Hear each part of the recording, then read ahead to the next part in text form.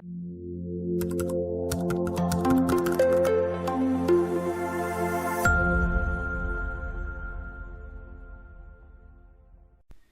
this video, we'd like to present some additional functions that are capable of processing sequences of elements. We'll use lists for demonstration purposes, but any sequence can be processed by the functions that I'm about to demonstrate to you.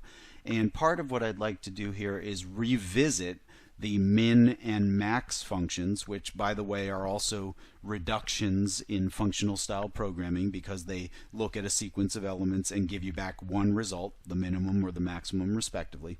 Now, in each of those functions cases, the default way that they work is to compare objects in their default manner. So if we're talking about integers, it's going to look at two integers, and the smaller one is going to be the minimum, or the larger one is going to be the maximum. On the other hand, if I'm looking at strings, smaller and larger depends on the underlying character codes of the characters within those strings. So for example, if I go ahead and compare red to the to the string orange with a lowercase o, clearly orange comes before red alphabetically, but numerically capital R comes before lowercase o in the underlying character set, which is the default way in which strings are going to be compared in Python. So I get true here because capital R is less than lowercase o, and we can confirm that, by the way, with a function called ord that's built into the language, which gives you back for a given character the underlying numeric code in the Unicode character set. So the ordinal value of the character R is 82, and if I recall that and put an O in there, you can see that lowercase o is 111. So indeed, this is true because 82 is less than 111.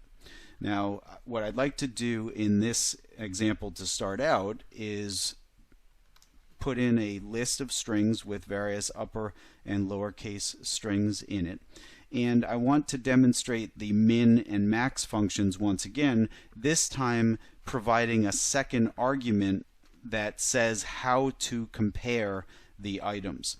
So min is capable of receiving a sequence of values and giving you the smallest element in that sequence, but if you supply the keyword argument, in this case, we're providing it as a lambda expression, but it could be some function that returns a value.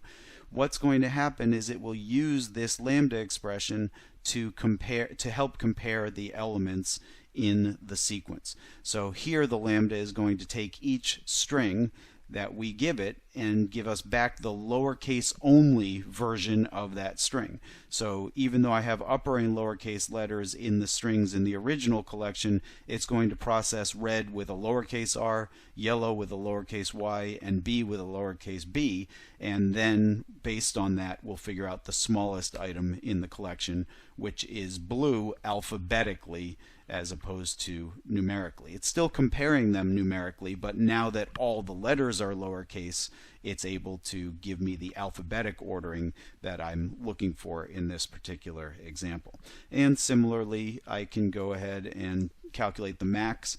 So again, based on these strings here, if we convert them all to lowercase letters first, then we can figure out alphabetically which is the largest string, which in this case is the string yellow.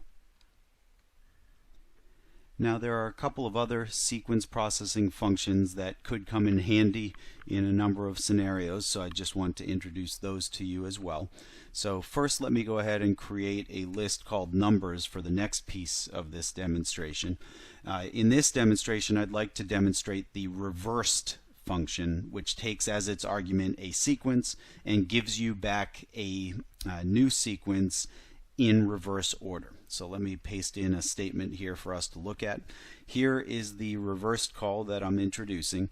Now reversed, like filter and map, is going to give you back an iterator. So again, this is a lazy function. It does nothing until you iterate over its results. So it does nothing other than create the iterator, I should say, until you iterate over those results.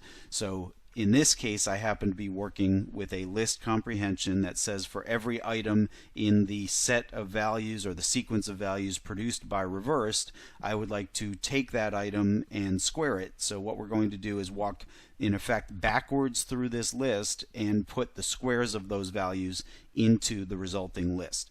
So in this case, I happen to be assigning that to a variable, so I'll evaluate that variable, and now I can see in reverse order now the square of 6 is 36, the square of 5 is 25, the square of 8 is 64, etc. So this is different, by the way, from just having a list and calling its reverse method, which is going to modify the original list. There's a couple of differences. First of all, not only will this not modify numbers, but separately it can be used with any sequence, not just a list sequence, the way the list method reverse can be used.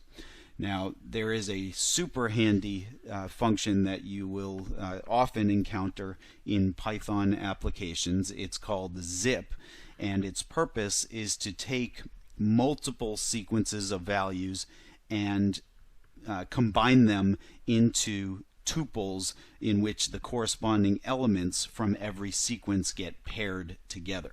So for this demonstration, let me go ahead and create a list called names, which just contains 3 string names. And let's also create a list called grade point averages that contains 3 floating point numbers.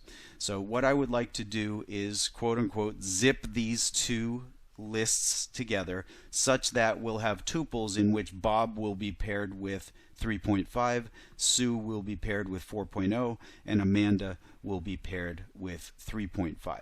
This is a common operation when you have multiple sequences of values that you need to process together in the same loop. So with that said, let's actually create a loop that does just that. So let me copy and paste that in here. So here we have a loop that is going to be processing items from tuples, and we're going to actually unpack items from the result of the in expression here into the variables name and GPA, and for those 2 variables we will then display name equals followed by the name, a semicolon, and GPA equals followed by the GPA. This is the key new feature that we are demonstrating here. The zip function, once again, is built into the language, and once again it returns an iterator. So it's lazy. It just gives you back an object that you can then iterate over. This particular zip call has 2 arguments, but it can contain really any number of arguments of parallel sequence type structures that you would like to zip corresponding elements together from. So in this case, names and grade point averages, and the corresponding tuples will have the name value followed by the grade point average value because of the order in which we list the arguments here. So what zip will now do is go through these 2 sequences, and for each time it's asked to give a new tuple back, it will grab the corresponding pair of values from the 2 sequences, give back that tuple, which we in this example are going to then unpack into name and GPA, and then display the results. So let's go ahead and execute that, and you can see Bob and 3.5, Sue and 4.0, and then Amanda and 3.75.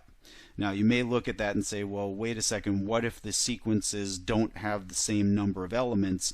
That's okay. Zip is smart enough to automatically stop processing the sequences when it reaches the end of the shortest sequence that you give it.